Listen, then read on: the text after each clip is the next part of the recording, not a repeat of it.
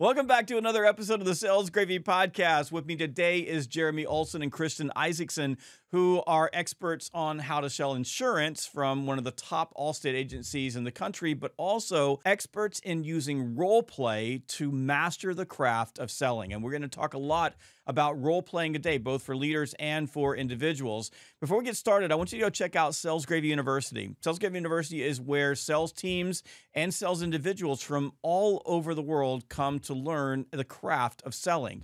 And right now, you can take any course you want on Sales Gravy University with the code FREECOURSE. Now, that's for people who've never taken a course before, so you have to be a first-time user. But if you've never used it before, like any course from the catalog, pick it, drop in free code when you check out, and just go to learn.salesgravy.com. That's learn.salesgravy.com. Jeremy and Kristin, welcome to the Sales Gravy Podcast. Thank you. Thanks for having us. So I got to know you through your platform, and we're going to talk a little bit more about that as we go along. But you guys are training insurance agents and producers on the fly. Like, you come in, you pick a subject, they sit down with you, and you do all this virtually. Then you record it, and then you put it on your platform. We've got a few of your videos on the Sales Gravy platform as well, but you've got a breadth of a library on your platform.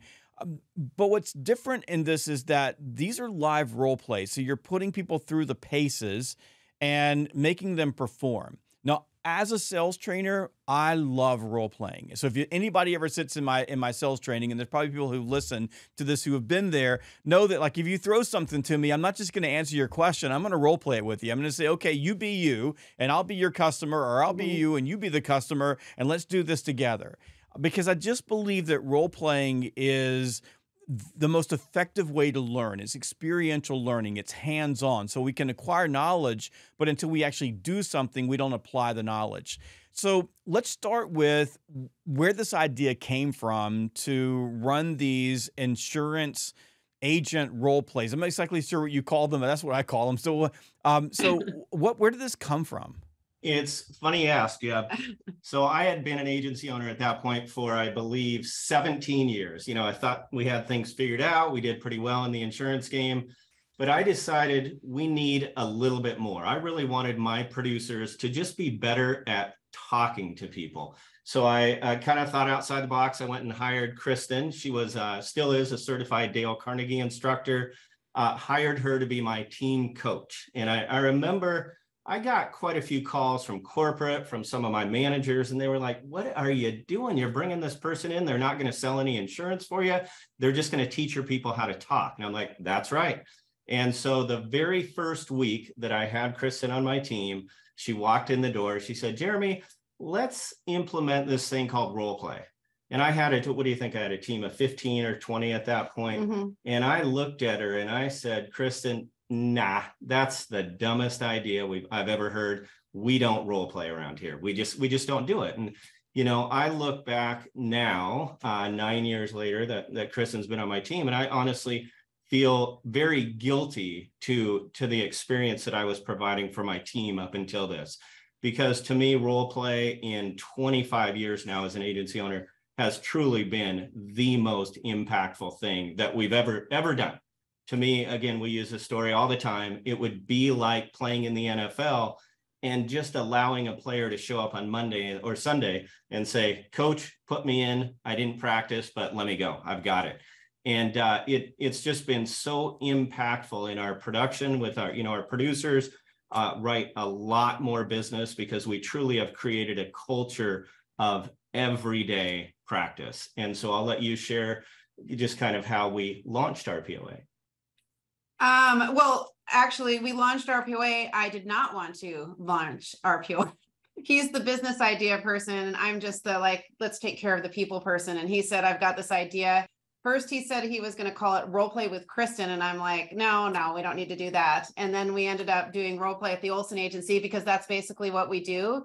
And all we wanted to do is show people or help any insurance agent that wanted to, our help, how we train our people in our agency. And it's so, heavy with the role play, just like you were saying earlier, Jeb, how everything that you do when you're interacting with people and doing your workshops, you like to say, okay, you play the customer, I'll play, the advisor. that's what we do. And I think that it becomes a very collaborative conversation. It's not putting someone on the spot. It's that practice piece that we need to do in order to be agile. So we started with just the concept of doing a once a week webinar where we call them live victims. They're the people that actually role play. And we would roll out a concept, any kind of concept, like I'm not interested, let me talk to my spouse, any of those things that everybody's getting on a daily basis, and just kind of talking about the psychology of it, and then practicing it with the role play piece. And it's become very popular. Yeah. Now, I walk into my agency now and I don't even recognize it compared to so many years ago. My team, top to bottom, they love daily practice. They love role playing, just so they're prepared, to get on the phone. In the early years, I'd walk in and somebody would say, please hold. Jeremy, what would you say in this case? Now, literally, they know every single time. They're probably better than I am at overcoming objections at this point, because that is what they do day in and day out. If they're struggling with an objection, they get another team member on. They're like, let's role play this so we can truly master it. They just feel more comfortable in their day-to-day jobs. Today's Monday. We actually just took a 20% rate increase in my state. So all of our insurance policies are 20% higher today. And over the last few months, I knew this was coming, and we were planning out, how are we going to tell the team this? Oh my gosh, they're going to struggle. This is going to be tough for them to go through. My team's reaction was, they don't care, because they're ready, they're prepared, they know how to overcome the price objection. And none of that would happen if they were not role playing every single day and, just used to that objection. It sounds like I need to start advertising Selling the Price Increase, a book I wrote in your state. Yeah, seriously. Yeah. So I love the analogy. Actually, yeah. I mean, thanks for telling me that. Yeah, it's I've been doing a lot of insurance work with Selling the Price Increase. I love the analogy for the NFL. So I have this core belief that sales professionals are the elite athletes of the business world. And if you look at any elite athlete, what are they doing? They're practicing. In fact, they practice most of the time. One of the things that Lee Trevino once said, and a lot of people don't remember who Lee Trevino was if you don't know golf, but he was one of the great golfers. My dad was a huge fan of Lee Trevino. So when I was small and we would go to the Masters, we would follow Lee Trevino around. So I'm really connected to this guy. But he said that you need to practice 4 hours just practicing for every hour you spend on the golf course. And how is that different in sales? I love the analogy. If I'm just put me in, coach, I'll be good. They don't do that. These are elite athletes in the NFL. They're elite athletes in golf, but they practice and they practice and practice. Essentially what they're doing is they're role playing. They're role playing the play. They're playing against each other. They're role playing how they're going to shoot a shot. All of those things matter. And in sales, which is a skills position, everything that you teach, by the way, to a salesperson, everything is perishable over time because of what we do and how we operate. Role playing helps connect the dots. And I love what you said. Your team's more prepared. I give an example. If I go in with a team and we run role plays before we run a phone block, so we just run through 5-step telephone process, run through your because statements, and we role play that 5 times each, and then we hop on the phones. The outcomes are typically twice what they would get if we didn't do the role play. And all of this is a simple practice. It takes 10 minutes. But here's the thing. Here's the rub, Kristin, and I'm sure you've been there. You walk into a room and go, we're going to role play, and salespeople start running the other way. Like, if you've never heard this, I'm sure you have. I'm not good at role playing. That's just not what I'm good at. I'm good at playing the game. That's what they say. How do you deal with that as a leader? Because I run into it all the time as a leader, but I'm not really good at it. And I've seen 2 types of leaders. One type of leader runs from that and says, okay, and they let people off the hook. And the other leader says, that's too bad, we're going to role play anyway. What do you say about that? What's the process for a leader to get over that uncomfortable, awkward process of moving people into a role play? Well, first of all, as a leader, you have to earn the right and earn the trust and respect of your team to say, we're doing it anyways. So, I mean, to me, every time someone says that, I've heard people like, nobody likes it at first. I didn't like role play when I first started doing it. I just saw the value in it. But I think that the trust piece is huge. If someone tells me that on our team, I'll just say, just think of it as practice. And that does not mean you have to be perfect. We're just going to keep on practicing and you get as many do-overs as you possibly want. Like, this isn't I've heard people sometimes role play, or coaches role play, and they'll say, that's not good enough, try again. That's not good enough, try again. Okay, you're not on the phones today. You don't sound good enough. Well, who would want to ever role play again? So if you create an environment of trust, if you make it fun, if you change it up and make it very collaborative, people will catch on really fast that it's okay and that they actually can have fun and see some progress with it. But I mean, I've been doing this a long time now, and everybody has said what you just said. Everybody says they're better on the phones, but the only way to be even better than that is to role play. And so that's what I tell them. I don't have any, I think that you have to earn the right to be saying that by actually walking the walk too. But Jeremy, think about it. Like no elite athlete really like to practice. I mean, I'm an athlete. I love to play sports. I mean, these days it's golf probably more than anything else. But back in my day, I played college soccer, and I loved being in the game. The game time we were on. But the practice, tedious. And I mean, if I have to run one more lap around this field and run that play one more time, people hate practice. I mean, how do we get past that? Like, how do we shift the mindset of the salesperson to help them understand the value of practice the same way elite athletes get it? Like, they don't like it, but they get it. Yeah, I think for us that really starts in the interview. When we bring people on our team, they're very aware of what our culture is. I think Kristin's ability to coach without breaking people down so they don't want to run is a big part of it. Something very specific that we do in my agency that I think is different compared to what I hear out there, and something that we shifted to, I was totally guilty of it myself. We want to, because we're writing somebody a check for payroll, we want them to produce. So a lot of times as owners, we're like, day one, you better be bringing in policies. You better sell something today so I can pay for you. And we very intentionally don't care about them selling anything for a full month. We spend one full month, 30 days on training, on role playing, on coaching them. So they just know that is the deal here. And, we explain it to them like this. We just say, if we didn't do that, we would be just throwing you to the wolves. You'd come in, and for your whole career, you'd be operating at 70 or 80% because you never took the time to really master your craft. We're going to give you this whole month. We're going to coach you, train you, so that for your career, you're operating at 100%.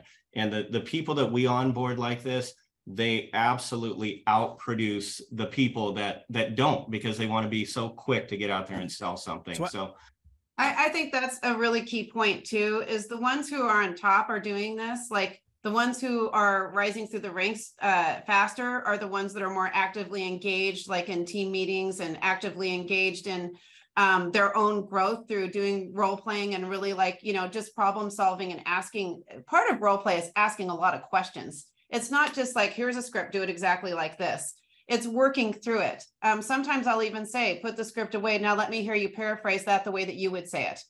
And, so people can understand that the script is a launching pad for the other things that you're going to do. You have to use your common sense in sales. Yeah, but we can't give you a script for everything. Yeah, no, and we talk to owners every day, and a lot of times they will say, this all sounds great. We love the scripts, but my team tell me, I just don't feel good. I don't feel comfortable doing this. We don't want to role play. And it always goes back to, in my opinion, just how the role plays were led. You've got to find the right person to lead them. For our team, that's Kristin. She's got a very unique way of coaching. She keeps it different, keeps it positive, upbeat. If you're just saying, here's the script, go role play it, that's going to be boring for the producer. They're not going to want to be engaged. Kristin can give you some specific examples, but she does things like, she'll have them role play speaking super loud, super slow, super fast, in an accent, just very different ways. She mixes it up every day so that they come to it. What's on the agenda for today? It's going to be fun. They look forward to it. Let me throw two things out there as we start thinking about this role playing in terms of how do you build it in and make it an expectation. So I've worked in organizations. One of my favorite companies I've ever worked for, role playing was just every day. Like, it was what we did every single day. Like, if you were walking down a hall, someone would ring you. Like, the ring, you answer the phone, like it would say ring, that like, and you could, any point, anybody in the company could ring you, and you'd have to answer the phone and deal with whatever they threw at you. And it was just powerful because you just knew, like, you had to know what to do, what to say. You need to know the scripts. You need to know how to handle objections. You need to know anything. And like, even at like national conferences, I was walking down the hall, the CEO was in the hall with me, the CEO, and I was a kid at the time. I mean, 23, 24 years old, and the CEO of a company that was a, national company ringed me in the hall. Scared me to death. I thought we were the only ones that did this. So, but that process of always on, I think is important for culture. I was talking to a leader the other day ago. They're a fanatical prospecting company. They've ingested our program, but he says every morning before we ever get on the phones, everybody has to go through a role play. And then once you do the role play, then you get your list of leads, and that's just what we do. And it's how we expect everybody to work.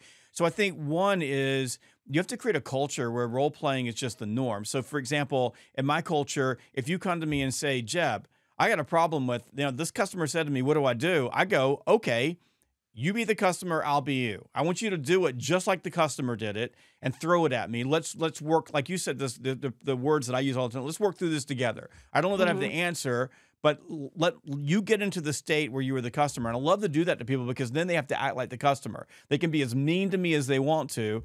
And 99% of the time, I get through whatever objection they threw at me and they go, oh. And they go, well, you could have been meaner. I mean, you had the ability to go, well, that works for me. And I go, okay, great. So you do it now. So I think you got to do that. I think number two is, and Jeremy, you said this, is you have owners that say, well, my people don't like to role play. So I've got two things that I want to talk about there. One is that, and this is important, especially for producers, especially in activity-driven organizations, if the leader doesn't have the courage to create a culture where there's an expectation for accountability for everything, the organization's going to fail. And so if the salespeople make the leader feel uncomfortable because the salespeople who I don't really like it, they stonewall, they put up that, you've been in that situation, Kristin, where you've got that environment in it. If they do that to you and you walk away, you just taught them how to win the game, make the boss go away. So that's a really big issue. And I want to talk about that. And the second thing I want you to talk about is, which I think is even more important, if you don't, as a leader, have the chops to role play with your people. Like, for example, if the person says, I just got a price objection, and you don't have the chops to say, okay, throw the objection at me, let me handle it. If you can't do that, you got problems. And that, by the way, doesn't mean that you need to be perfect, because every day of my life, I role play with people. I go, all right, throw it at me. And they hit me with it and I screw it up. I mangle the message. I make a mistake. I give up too soon. And then I'll just say, all right, let's rewind that. That was terrible. Don't take that as an example. Do it again. And then the next time they do it, I've got it better. And then I'll go, okay, see what we're doing now? Now do it one more time. And the final time I'm like, bam, and they're like, oh, that was perfect. Let me write that down. So as a leader, you have got to be able to do that and have the courage to do that. And I think a lot of leaders, don't want to look bad in front of their people. But what they don't understand is that when you're trying in the middle of your people, you're earning trust. Like, you're earning credibility because you're willing to do that.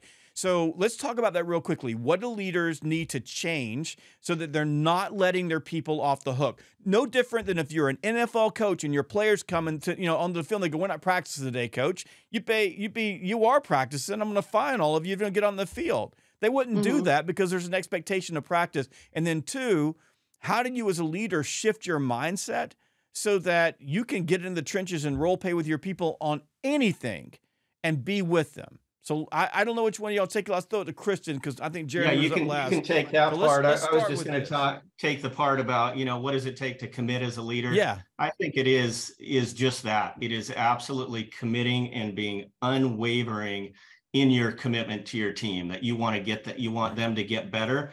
I made this commitment by hiring Kristin. I sat in a team meeting.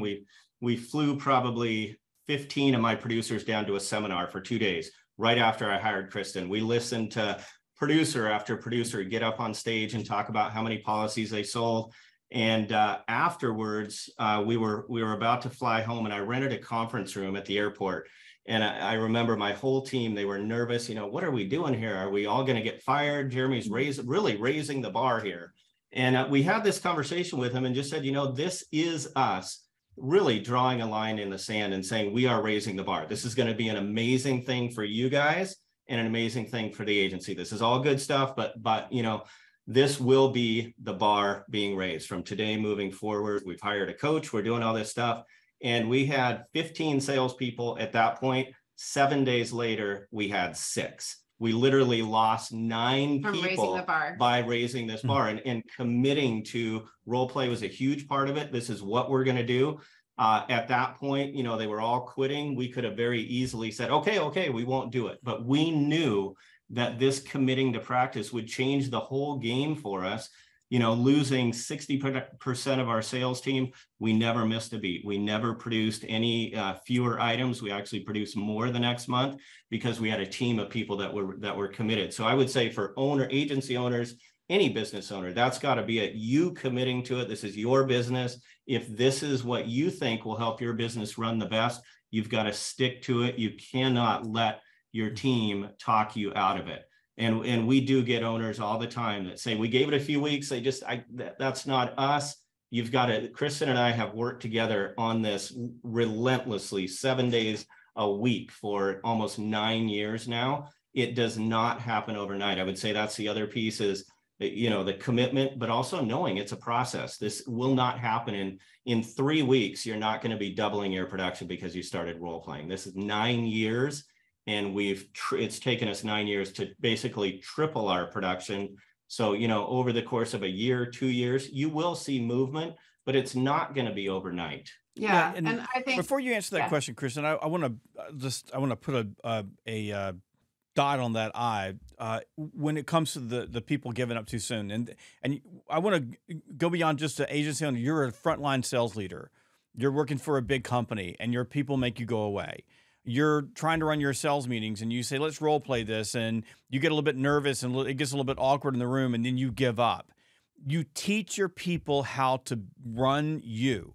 You have to have the courage. You have to be Teflon because, and it really comes down to this for me. Do you love your people or not? Do you love them? Like if you love them, that means that you want them to succeed at the highest level possible, make as much money as possible so they can do the best possible things for their family. And if you love them, you're going to drill them. Like you're going to drill it through role plays so that when they're out on the street, they're doing their very best. And that's the other thing about a leader you got to recognize is that in most cases, you're not going to be there.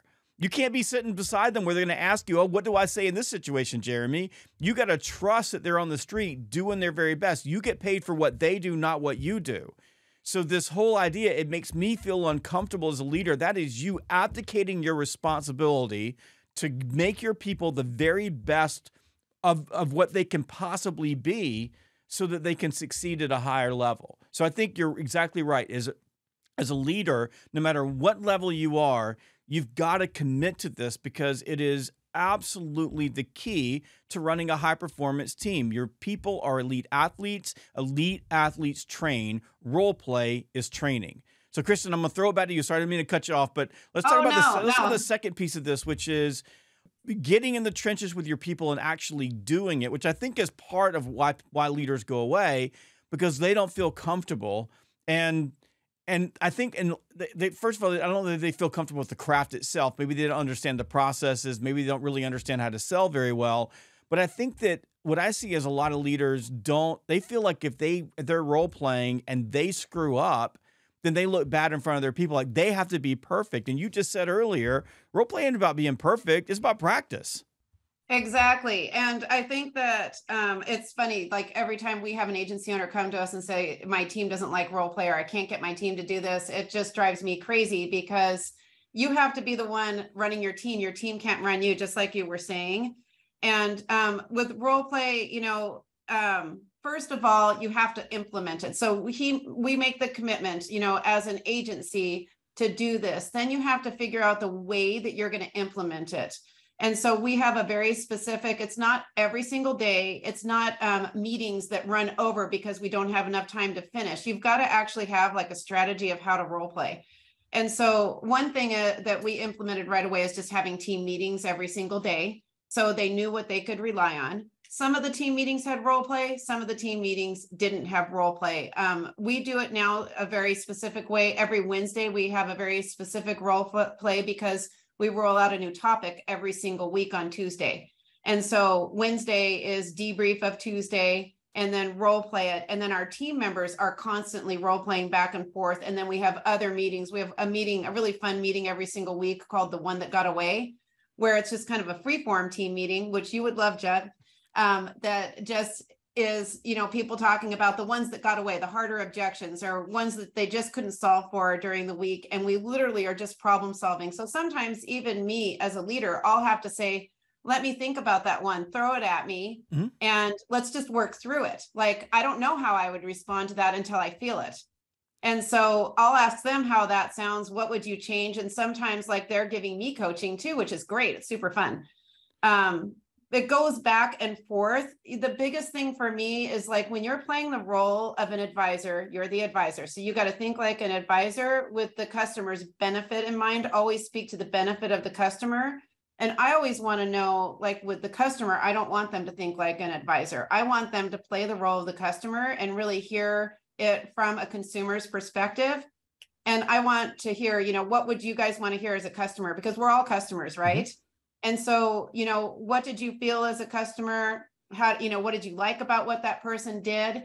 Okay, let's change this. That makes a lot of sense. And it's like a big think tank where we get a lot of collaboration and we keep on trying until something sticks. Okay, so let's stop right there. I think that there's something really super important that you said, because there's a transition or a transformation that happens in a classroom when you start doing role play well. Like people start getting into it. And there's a couple of things I think from a leadership standpoint. I want to switch to the individual producer and talk a little bit about it, some advice for them. But when you're a leader and you're willing to say, and I as a trainer, I walk into strange classrooms with strange people because I train people all over the world.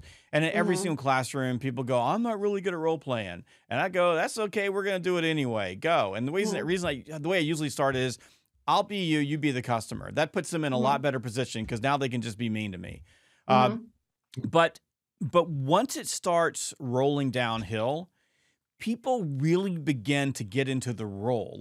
Right. I love what you said. Like, tell me how it felt to be the customer. So then they start taking on the psychology. Like they can start seeing it through the customer's eye. Empathy in sales is a meta skill. And you can talk about empathy or you can teach people how to do it. And the best way to do it is to step in the role, step in the shoes of that person. And when you get magic in a role play situation when people actually begin to become that person.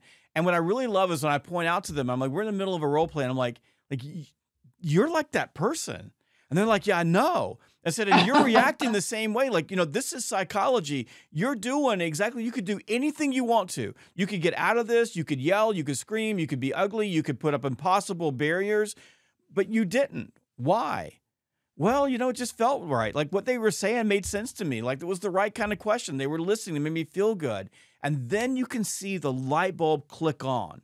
That to me is powerful. But that only happens, by the way, in a classroom when you've created that environment where people quit being self-conscious about what they're doing and they actually just do it. Right. Yeah. And I feel like that's the culture that we've built. And when you were talking to Jeremy, I was thinking back to when I first started here and nobody wanted a team coach. I can tell you that I wasn't embraced with open arms. I actually thought, okay, Kristin, you're going to have to be disliked for at least 2 years, because I knew like the work that we had in front of us. I would meet like people one-on-one, and we had like 5 offices at the time. And I would drive around to the different offices, set appointments and meet, and people would literally ghost me. Like they wouldn't be there for one reason or another. They happened to just have to go down the street for a coffee, or they'd forgotten about an appointment. And I could not believe, like as a leader, the way that I was being treated at first. And so we had to develop this culture, like you're saying, where the team wasn't running me, and I don't believe like in necessarily like hierarchy. What I always tell people is I have a role that I play within this agency that makes different decisions than their role and the decisions that they make. And so if it seems like I have to like correct something, it's because that's my role. Like I have to actually be upfront, open and honest with people when they're not doing something that we think that they should do, because that's the role that I have in this agency. That doesn't mean I'm better than them. That means that this is what I'm doing here. And this is the, the traffic that I'm directing. And little by little, things started to change when we started to really like stay consistent. I think that consistency piece is huge. You can't say, oh, I role played like 5 times last week, just like going to the gym, right? You go to the gym and you get super excited. And so the first 3 weeks you're there like 5 days a week and you're seeing benefit and results. And all of a sudden you're like, man, I don't have time this week, so I'm going to go 2 times. And then all of a sudden there's 3 weeks where you just don't go at all. And then you're expecting to still see results. Well, that just doesn't happen. And I think the role play is exactly the same way, where you have to stick with the consistency forever. It should never go away. It has to be a part of your culture that way. And I hear so many team members that, you know, from other agencies, we teach, you know, classes where we have them come in and they'll be with us for a couple of days. And we always ask, do you role play? And some people will say once a week, every once in a while, never, you know, and really going to a class won't have any meaning if you don't have post development. You've got to actually, like, that's the way that you actually, you know, when you implement things, that's how you actually get stronger and faster and better at what you do and more efficient. And so I think that as we started to make this shift and started to really put that consistency in there, people started to trust that we had their back and that it wasn't like something to be judgmental or critical of them, but something that helped them get better. Everybody started talking. The actual team atmosphere became more collaborative. Like, people had each other's backs more. There was nobody saying, hey, you know, she stole my sale or he stole my sale. We had everybody like working as a family, really. And it was crazy. Like, role play does so much more than just practice the talk pass. You know, it practices a way of really unifying a team. So let's shift into the individual. So we've talked about how role-playing unifies your team, how role-play creates a culture of accountability, how role-play brings people together. It opens them up to looking at things through the customer's eyes. We talked about how leaders play a massive role in creating these cultures and driving role-play and where those failures are. So if you're a leader and you get pushed off by your team, then you're essentially failing as a leader, failing your team, and how important role play is. But as an individual, like as an individual person, there's going to be some salespeople who are going to wait around for the leader to do the role playing, and that's a really poor strategy, because if you start thinking about the value of role playing in terms of how does it help you close business or sell more, you have to start taking some responsibility to run practice before when I guess when nobody's looking or before you get there. And let me give you a good example, Jeremy. So back, you know, in my briefcase carrying days of every day, my job was to make money for my family because I had to go make a commission check. I remember on like Saturdays, I'd be putting proposals together, and I would force my wife, who is not a salesperson, to be my customer, and I would walk through the proposals, and then we would talk about it, and she would start picking the pieces out. And in fact, I did that this morning. I've got a big proposal coming up, and I said, let me walk you through this recommendation and how I'm going to present it. What do you think? And she came back and said, that's a lot of words. You need to cut that down. And so I went back and said, okay, I mean, it didn't, you know, when you get told that by your wife, even though you've done this for 30 years, it still hurts your feelings. I'm like, I thought it was going to be perfect. But I went back and I grabbed her a few minutes ago and said, I changed everything about that. I appreciate that. Really helped out a lot, because she was right. But sometimes you can't see those things.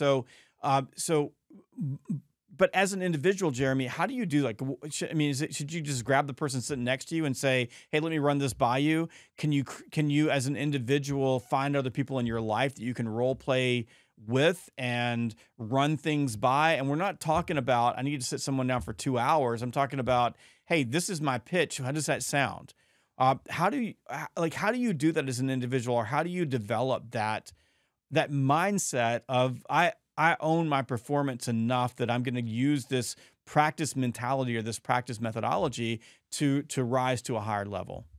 Yeah, I would say, first of all, it's funny, we talk about this a lot, that the successful ones on our team and other teams, they are the ones that are reaching out. Kristin always says that's her favorite thing, is when one of our top producers reaches out to her, Kristin, help. I can feel I'm going down. I can feel I need help in this area. What can we do? Those are the ones that really are going to be your top producers. But I would say it would be find your style, the style that works best for you.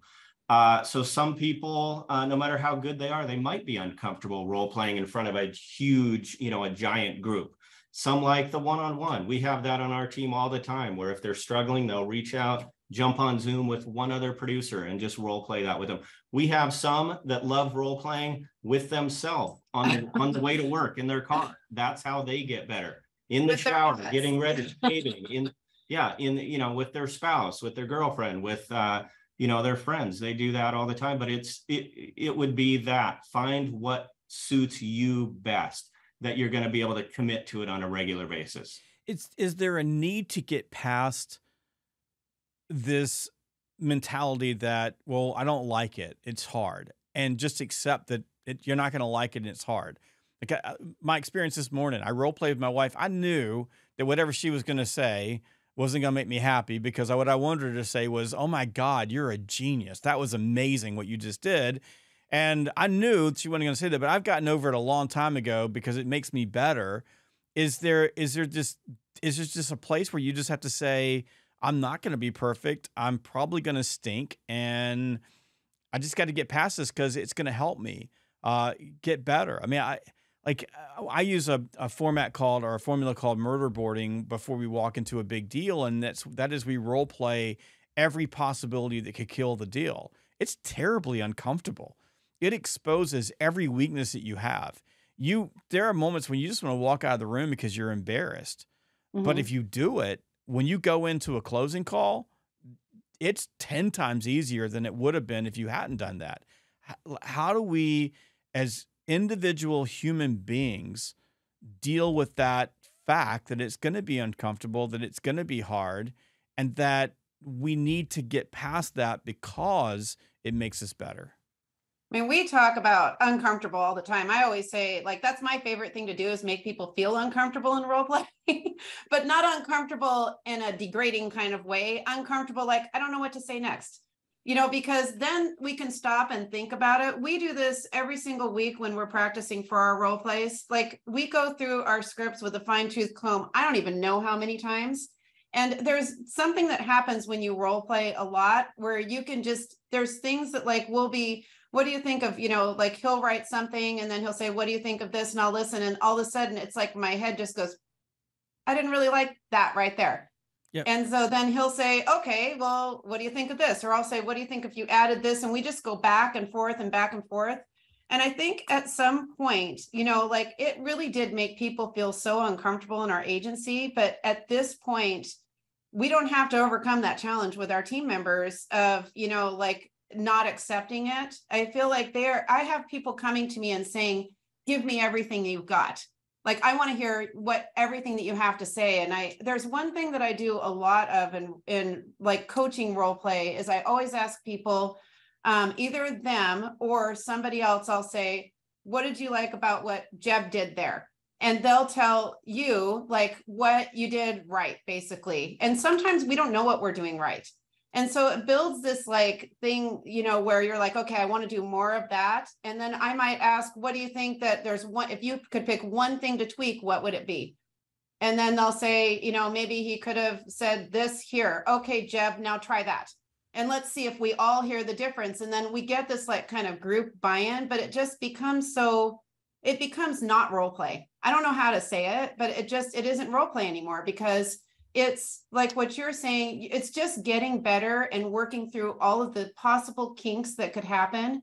And it changes, like, the way that people see it. So I think at first, maybe people feel a little bit uncomfortable, but, our whole motto here is growth and get comfortable with feeling uncomfortable. I also think that the best people who are uncomfortable, they have a lot of self-knowledge. And so that's when they will say, I can't do this on my own. I need to reach out. And I absolutely love that. But, there's people in the agency that will, say, what would Jeremy do? They have that saying, or, they just, I don't feel like we actually have that challenge as much now as we used to, but we do in some of the classes that we teach where people feel extremely nervous. I think it's the nerves more than anything. And that repetition will take care of that. But yeah, I would say, if you're a producer listening, to answer Jeb's question, yes, you've got to commit to practice. You can't say, I'm going to get by for my entire career as a salesperson. I don't need the practice. You have got to commit to it. And I know it will be uncomfortable, like we keep talking about. I remember we had a producer on our team 6 or 7 years ago. And when we were doing role play, she absolutely dreaded it. You could tell she would like make her computer not work, or, oh, sorry, my audio is not working today, very intentionally, so she didn't have to do it. And she was really poor at this specific phrase that we use to transition our service calls into sales. She just was not coming off as genuine and as herself. And that was because she just flat out refused to practice it and role play it.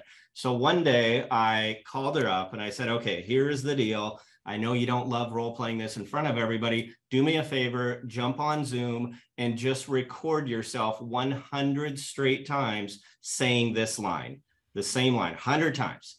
And I'm confident it's going to make you more comfortable with it because you're not sounding very smooth and like yourself. Just focus on these 100 times. It might take you 10 minutes. It might take you 20, 100 straight times. Be yourself. And it changes over time. The difference between, the first time when she was very robotic, not herself, and just didn't sound like the person we knew she could be. The difference between that time and the 100th time was like night and day. So within 20 minutes, okay, go do that. Go do the 100th time, say it. And her sales immediately took off.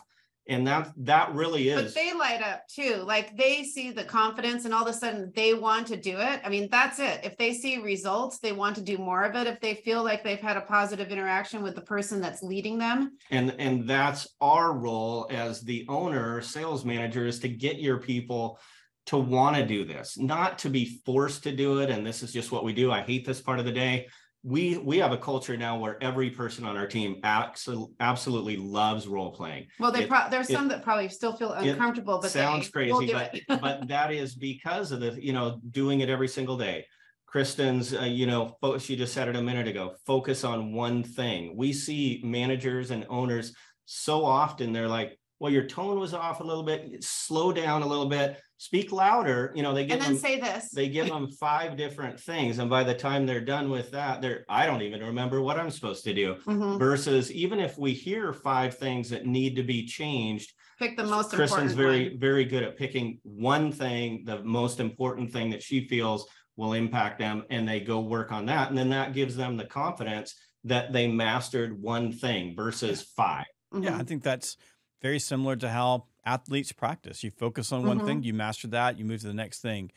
There's a saying in the Marine Corps that pain is weakness leaving the body.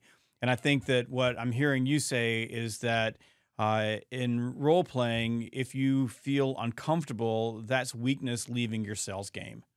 Yeah, definitely. That's such an interesting, I actually have to write that down, but yeah, exactly. Because I mean, think about like your comfort zone. Once you stretch it, you don't go back.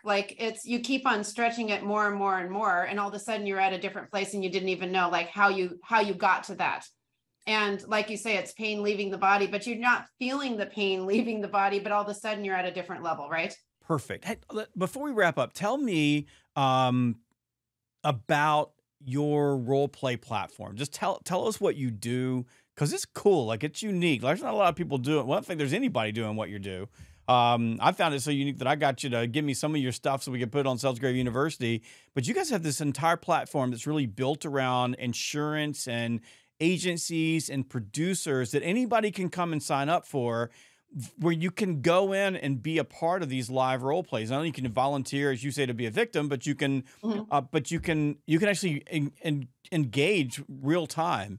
And it's just so cool. Thank you. That I want you to just grab some time and tell people about what you're doing, and then if they want to be a part of this, how they can join you.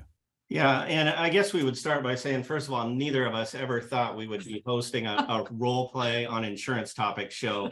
I'm not a huge public speaker, first of all, and Kristin spends so much time talking to our producers. She's super busy, but honestly, we just saw the impact that role play can have on producers within my own team. I have a team of about 50 now, and just made, like we talked about earlier, the biggest difference over anything I've ever implemented in my agency And I've always been an agency owner that loves to help other agents. And I talk to probably 20 of them every single day. And I just knew I needed to share this. But I thought, well, Krista can just do that. But she drugged me into the show somehow. And we now do, it's a live interactive. That's what happens when you say, nope, I won't do it. Because the first time I suggested role play, then the universe is like, I'll show him, he's going to start a business. But yeah, so we partnered in the business together. Yeah, so we do a live interactive webinar every Tuesday. It's the same time. It's 30 minutes where we have our members vote on the next week's topic. So it could be an objection, a closing technique, anything to do with insurance. And we bring on two, like Kristin said, we call them victims. They are real producers in real agencies around the country. We've never met them. They've never met us. You could have a State Farm producer in New York role playing with a Farmers producer in Oregon. So it's really neat in that you get to see different personalities every week. We spend the first 15 minutes of the show just talking about the why behind the show. We give data. We do a lot of tips, our experience in that specific topic. Then we have the two producers role play it live. And then Kristin gives them some great coaching at the end, and you see them role play it again and literally change before your eyes. And then everything goes into the library. So we have literally sat in these chairs for 192 straight Tuesdays. We've been here, and they're all in the library. So anytime somebody is struggling with the spousal objection, price, send it to me in an email, whatever it is. We have very specific topics that we hear every day in our agency. And we're constantly like updating them. Our scripts we have a script with every role play in Spanish and in English. And like you said something earlier about how like things change in sales, like the way that you talk changes over time. Mm-hmm. So we really try to like not have any role plays on there that are past like maybe, a couple of years old. So we're redoing things too, because something that was relevant 3 years ago, like during COVID, we might talk about it totally different, same mm-hmm. objection, but totally different now. And so we're always updating the content as well, just to keep it relevant. And yeah, our whole goal, I would say, with the show is that after 30 minutes, and we created it that way very intentionally, so that people would come. I have 100% of my team members watch it live, or it's 30 minutes. The idea is that they work on that topic all week long. And so after 52 weeks, you've literally spent a week on 52 different closing techniques or objections. If you've mastered half of them, man, you're going to be a lot better. Mm-hmm. But the whole goal as we develop the content, and trust me, we spend 7 days on each show, right up until the very end, because we're listening to our producers' calls, we're talking to people, and really gathering things that are going to let people leave that show and literally walk over to the phone, get on the phone, and be better, and be able to use what was taught that day. So how do people get more information? Like if they want to, someone is insurance, they want to jump on one of the role plays on a Tuesday, where do they go? Yeah, it's a really complicated website. It's called insuranceroleplay.com. Insuranceroleplay.com. I love that. Very good. Yeah, and I think there's the ability, you can sign up for like a 2-week trial if you want to, but it's a pretty simple website. So if they're interested, there's even a contact us form. So if they have any questions, they can definitely contact us as well. Excellent. Very good. Insuranceroleplay.com. Well, thank you all very much for joining me today. This was I think an important conversation, a crucial conversation for sales professionals. And it's not something that a lot of people are talking about, role playing, because it sits in the back dark corner of training rooms where I hang out. But I think that if you take anything from this as a sales professional, treat yourself like an elite athlete, because you are. And elite athletes are practicing, and role play is practicing. Thank you for joining me, and thanks for Jeremy and Kristin for joining me on the Sales Gravy podcast.